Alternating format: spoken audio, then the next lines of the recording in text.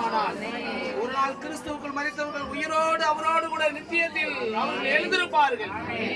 அப்பா ஸ்தோத்திரம். மரித்தவர்கள் முதலாவது உயிர் தழுவார்கள். உயிரோடு இருக்கிற நாமும் அவரோடு எக்கால சத்தம் தொனிக்கும் போது அவரோடு கூட எடுத்துக் கொள்ளப்படுவோம்.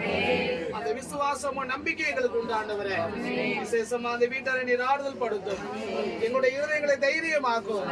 இயேசுவின் நாமத்தினாலே கர்த்தாவே ஒரு புது பலனை தருவீராக.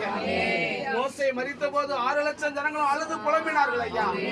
40 நாட்கள் துக்கம் கொண்டாடினார்கள். அதை நினைத்து நினைத்து வேதனைப்பட்டார்கள்.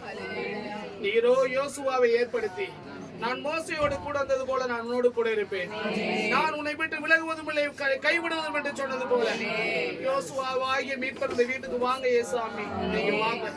தேவ தயவு எனக்கும் சமாதானம் உண்டாகட்டும். நடக்காத நிகழ்ச்சி முழுவதும் எந்த குறைவில்லாம தயவாய் நடந்து செல்வீராக. அதை நினைக்கும் போது நாங்கள் சொல்லுகிற வேத வாசனம் இதுதான். நாங்கள் புதைப்பதற்காக கொண்டு போகவில்லை ஐயா, பெயருக்காக கொண்டு போகிறோம். கர்த்தாவை உயிர் தெழுகிற நாள் அல்லவா, நன்றியோடு துதிக்கிற சாமி.